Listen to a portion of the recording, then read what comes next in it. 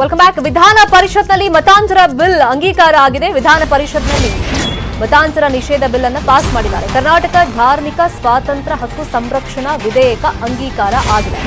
ಗೃಹ ಸಚಿವ ಆರ್ಗ ಜ್ಞಾನೇಂದ್ರ ಮತಾಂತರ ಬಿಲ್ ಅನ್ನು ಮಂಡನೆ ಮಾಡಿದ್ದು ಪರಿಷತ್ನಲ್ಲಿ ಅಂಗೀಕಾರ ಆಗಿದೆ. ಈ ಹಿಂದೆನೇ ವಿಧಾನಸಭೆಯಲ್ಲಿ ಈಗ ಇಡ್ತಾರೆ, ಅಂದ್ರೆ ಅಲ್ಲಿ ಅಂಗೀಕಾರ ಬಾಕಿ ಉಳಿದಿದೆ. ಪರಿಷತ್ನಲ್ಲಿ ಸದ್ಯಕ್ಕೆ ಅಂಗೀಕಾರ ಆಗಿದೆ. ವಿರೋಧ ಪಕ್ಷಗಳಿಂದ ಮತಾಂತರ ನಿಷೇಧ ಕಾಯ್ದೆಗೆ ಭಾರಿ ವಿರೋಧ ವ್ಯಕ್ತವಾಗಿದೆ.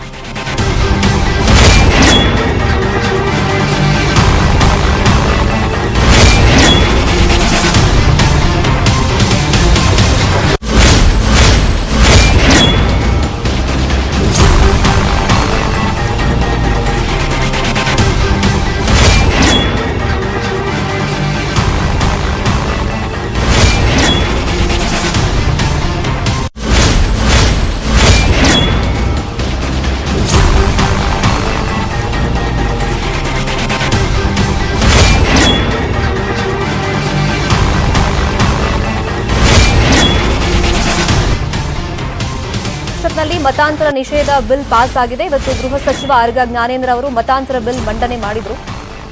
ಈ ಹಿಂದೆ ವಿಧಾನಸಭೆಯಲ್ಲಿ ಒಂದ್ಸತಿ ಮಂಡನೆ ಆಗಿತ್ತು, ಆಗ ಅಂಗೀಕಾರನೂ ಆಗಿತ್ತು. ಪರಿಷತ್ನಲ್ಲಿ ಇವತ್ತಿಟ್ರು, ಅಂಗೀಕಾರ ಆಯಿತು, ಮತ್ತದನ್ನು ವಿಧಾನಸಭೆ ಕಳಿಸ್ಕೊಡ್ತಾರೆ. ವಿರೋಧ ಪಕ್ಷಗಳಿಂದ ಮತಾಂತರ ನಿಷೇಧ ಕಾಯ್ದೆಗೆ ಪರಿಷತ್ನಲ್ಲಿ ಇವತ್ತು ಭಾರಿ ವಿರೋಧ ವ್ಯಕ್ತವಾಯಿತು.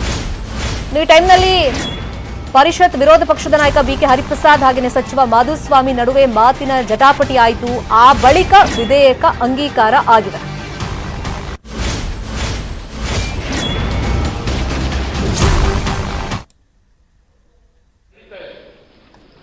ಹಳೆ ಡೈಲಾಗ್ ಅದೇನು ನಡೆಯೋಕ್ಕಾಗೋದಿಲ್ಲ. ನಾವು ನಿಮ್ಮ ತಂತ್ರಗಳು ನಮ್ಗೆ ಅರ್ಥ ಆಗುತ್ತೆ, ಕುತಂತ್ರಗಳು ಅರ್ಥ ಆಗುತ್ತೆ, ಷಡ್ಯಂತ್ರಗಳು ಅರ್ಥ ಆಗ್ಬೇಕಂದ್ರೆ 7 ಕೆರೆ ನೀರು ಕುಡಿಬೇಕು. ಇದು ಯಾರು ಹೇಳ್ತೀರಾ ನೀವು? ಷಡ್ಯಂತ್ರದ ಕಾರಣಗಳೇ ನಮಗೆ ಗೊತ್ತಿಲ್ಲ.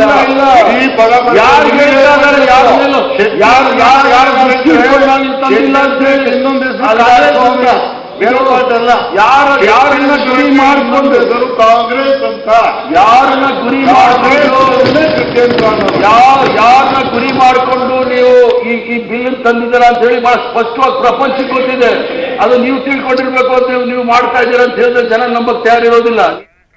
ಇದೇ ವಿಚಾರವಾಗಿ ಮತ್ತಷ್ಟು ಮಾಹಿತಿಯನ್ನು ಕೊಡೋದಕ್ಕೆ ಫೋನ್ ಸಂಪರ್ಕದಲ್ಲಿ ಕನೆಕ್ಟ್ ಇದ್ದಾರೆ ನಮ್ಮ ರಿಪೋರ್ಟರ್ ಅನಿಲ್ ಬಾಸೂರ್. ಅನಿಲ್ ಬಾಸೂರ್, ಪರಿಷತ್ನಲ್ಲಿ ಅಂಗೀಕಾರ ಆಗಿದೆ, ಬಟ್ ಈ ಟೈಮ್ನಲ್ಲಿ ಒಂದಿಷ್ಟು ಮಾತಿನ ಜಟಾಪಟಿ ನಡೀತು. ಅಂದ್ರೆ ಆ ಮಾತಿನ ಜಟಾಪಟಿಯಲ್ಲಿ ಇನ್ಫಾರ್ಮೇಶನ್ ಏನಿತ್ತು, ಫೈನಲಿ ಅಂಗೀಕಾರ ಹೆಂಗಾಯ್ತು? ಶರ್ಮಿತಾ, ಇವತ್ತು ವಿಧಾನ ಪರಿಷತ್ನಲ್ಲಿ ಏನು ಮತಾಂತರ ನಿಷೇಧ ಕಾನೂನು ಏನಿದೆ ಇದು ಇವತ್ತು ಅಂಗೀಕಾರವಾಗಿರುವಂತದ್ದು. ಈ ಹಿಂದೆನೂ ಕೂಡ 2 ಬಾರಿ ತರಲಾಗಿದ್ರು ಕೂಡ ಅಲ್ಲಿ ಬಿಜೆಪಿಗೆ ಅಂದ್ರೆ ಆಡಳಿತ ಪಕ್ಷ ಬಿಜೆಪಿಗೆ ಬಹುಮತ ಇರಲಿಲ್ಲ, ಹೀಗಾಗಿ ಅಲ್ಲಿ ಅದು ಅಂಗೀಕಾರವಾಗಿರಲಿಲ್ಲ. ಇವತ್ತು ಕೊನೆಗೆ ಅಂಗೀಕಾರವನ್ನು ಮಾಡಿಕೊಳ್ಳಲಾಗಿದೆ. ಈ ಒಂದು ವಿಧೇಯಕಕ್ಕೆ ಬಿಜೆಪಿ ಸದಸ್ಯರು ಏನು ಅದನ್ನ ಅಂಗೀಕಾರ ಮಾಡ್ಬೇಕು ಅಂತ ಹೇಳಿ ಮಾತನಾಡಿದ್ರೆ, ಕಾಂಗ್ರೆಸ್ನವರು ಅದಕ್ಕೆ ಬಹಳಷ್ಟು ಒಂದು ಪ್ರತಿರೋಧವನ್ನ ಒಡ್ಡಿದ್ರು ಅಂತ ಹೇಳ್ಬೋದು. ಜೊತೆಗೆ ಇದು ಯಾವುದೇ ಕಾರಣಕ್ಕೂ ಕೂಡ ಇದು ಸಂವಿಧಾನ ವಿರೋಧಿಯಾಗಿರುವಂತಹ ಕಾನೂನು ಆಗಿರೋದ್ರಿಂದಾಗಿ ಇದನ್ನ ಜಾರಿಗೆ ತರಬಾರದು ಎಂಬಂತ ಒತ್ತಾಯವನ್ನು ಮಾಡಿದ್ರು. ಆದ್ರೆ ಕೊನೆಗೆ ಧ್ವನಿಮತದ ಮೂಲಕ ಈ ಒಂದು ವಿಧೇಯಕಕ್ಕೆ ವಿಧಾನ ಪರಿಷತ್ನಲ್ಲಿ ಒಂದು ಒಪ್ಪಿಗೆ ಸಿಕ್ಕಿದೆ ಅಂತ ಹೇಳ್ಬೋದು. ಜೊತೆಗೆ ಅಂತ ಹೇಳಿ ಈ ವಿಧೇಯಕದ ಮೇಲೆ ಬಹಳಷ್ಟು ಜನರು ಅಂದ್ರೆ ವಿಪಕ್ಷ ನಾಯಕ ಬಿಕೆ ಹರಿಪ್ರಸಾದ್ ಇರ್ಬೋದು, ಅದೇ ರೀತಿಯಾಗಿ ಕಾಂಗ್ರೆಸ್ ಸದಸ್ಯರಾದ ಏನು ಸಲೀಂ ಅಹಮದ್ ಸೇರಿದಂತ ಬಹಳಷ್ಟು ಜನರು ಕೂಡ ಮಾತನಾಡಿದ್ರು. ಜೊತೆಗೆ ಅಂತ ಹೇಳಿದ್ರೆ ಗೃಹ ಸಚಿವ ಆರ್ಗ ಜ್ಞಾನೇಂದ್ರ ಅವರು, ಅದೇ ರೀತಿಯಾಗಿ ಕಾನೂನು ಸಚಿವ ಮಾಧುಸ್ವಾಮಿ ಅವರು ಕೂಡ ಸರ್ಕಾರದ ಪರವಾಗಿ ಈ ಒಂದು ವಿಧೇಯಕಕ್ಕೆ ಒಂದು ಏನು ಮಹತ್ವ ಅಂತ ಹೇಳಿದ್ರು. ಜೊತೆಗೆ ಅಂತ ಹೇಳಿದ್ರೆ ಇದು ಯಾಕೆ ಪಾಸ್ ಆಗ್ಬೇಕು ಎಂಬಂತದ್ದನ್ನ ಕೂಡ ಹೇಳಿದ್ರು. ಆದ್ರೆ ವಿಧೇಯಕದಲ್ಲಿ ಬಹುಚರ್ಚಿತವಾದ ವಿಷಯ ಏನಂತ ಹೇಳಿದ್ರೆ, ಯಾರೇ ಕೂಡ ಮತಾಂತರವಾಗೋದಕ್ಕೆ ಒಪ್ಪಿಗೆಯನ್ನ ಕೊಡಬೇಕು. ಅದ್ರ ಜೊತೆಗೆ ಅಂತ ಹೇಳಿದ್ರೆ 30 ದಿನಗಳ ಮೊದಲು ಅರ್ಜಿಯನ್ನ ಸಲ್ಲಿಸಬೇಕು. ಅದ್ರ ಜೊತೆಗೆ ಏನಂತ ಹೇಳಿದ್ರೆ ಈ ಒಂದು ವಿಧೇಯಕ ಇದು ಕಾನೂನಾಗಿ ಬದಲಾವಣೆ ಆದ ನಂತರ ಏನು ಯಾರಾದ್ರೂ ಮತಾಂತರ ಈಗ ಸದ್ಯ ಪರಿಷತ್ನಲ್ಲಿ ಮತಾಂತರ ಬಿಲ್ ಪಾಸ್ ಮಾಡಿದ್ದಾರೆ, ಮತ್ತೆ ವಿಧಾನಸಭೆಗೆ ನಾವು ಕಳಿಸ್ಕೊಡ್ತೀವಿ ಅಂದ್ರೆ ಮಂಡನೆ ಮಾಡ್ತೀವಿ ಅಂತ ಆರ್ಗ ಜ್ಞಾನೇಂದ್ರ ಹೇಳಿದ್ದಾರೆ. ಆ ಪ್ರೊಸೀಜರ್ ಎಲ್ಲ ಯಾವಾಗ ನಡೀಬಹುದು?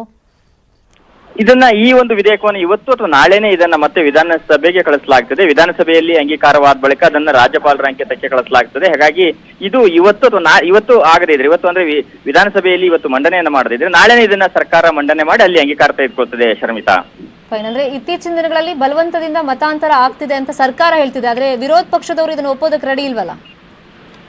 ಖಂಡಿತವಾಗಿಯೂ ಕೂಡ ಇದನ್ನ ಒಪ್ಪೋದಕ್ಕೆ ರೆಡಿ ಇಲ್ಲ. ಜೊತೆಗೆ ಅಂತ ಹೇಳಿದ್ರೆ ಬಲವಂತದ ಮತಾಂತರವನ್ನ ತಡೆಯೋದಕ್ಕಾಗಿ ಈ ಕಾನೂನನ್ನ ನಾವು ತರ್ತಿದ್ದೇವೆ ಅಂತ ಹೇಳಿಕೆ ಅಥವಾ ಸಮರ್ಥನೆಯನ್ನ ಆಡಳಿತ ಪಕ್ಷ ಬಿಜೆಪಿ ಸದಸ್ಯರು ಇವತ್ತು ವಿಧಾನ ಪರಿಷತ್ನಲ್ಲಿ ಮಾಡ್ಕೊಂಡ್ರು. ಆದ್ರೆ ಇದರಲ್ಲಿ ಇರುವಂತಹ ಅಂದ್ರೆ ಇದರಲ್ಲಿ ಕೆಲವೊಂದಿಷ್ಟು ಲೂಪ್ ಹೋಲ್ಗಳಿವೆ ಎಂಬಂತಹ ಆರೋಪವನ್ನ ಕೂಡ ಕಾಂಗ್ರೆಸ್ ಸದಸ್ಯರು ಮಾಡಿರುವಂತದ್ದು. ಪ್ರಥಮವಾಗಿ ಏನಂತ ಹೇಳಿದ್ರೆ, ಈ ಒಂದು ಯಾರಾದ್ರೂ ಕೂಡ ಇನ್ ಮುಂದೆ ಮತಾಂತರವಾಗೋದಕ್ಕೆ 30 ದಿನಗಳ ಕಾಲ ಮೊದಲೇ ಒಂದು ಅರ್ಜಿಯನ್ನ ಸಲ್ಲಿಸಬೇಕು. ಜೊತೆಗೆ ಏನಂತ ಹೇಳಿದ್ರೆ, ಈಗ ಯಾರೋ ಒಂದು ಮತದಾಂತರ ಆಗ್ಬೇಕಂದ್ರೂ ಕೂಡ ಅದರ ವಿರೋಧವಾಗಿ ಯಾರು ಕೂಡ ಅಂದ್ರೆ ಅವರ ಮನೆಯವರು ಇರ್ಬೋದು ಅಥವಾ ಸ್ನೇಹಿತರು ಇರ್ಬೋದು ಅಥವಾ ಕಚೇರಿಯಲ್ಲಿ ಕೆಲಸ ಮಾಡುವಂತರು ಇರ್ಬೋದು, ಇವರಲ್ಲಿ ಯಾರಾದ್ರೂ ಕೂಡ ಒಂದು ದೂರನ್ನ ಕೊಡಬಹುದಾಗಿದೆ. Sharmita, thank you so much ತಮ್ಮೆಲ್ಲ ಇನ್ಫಾರ್ಮೇಶನ್ಗೆ.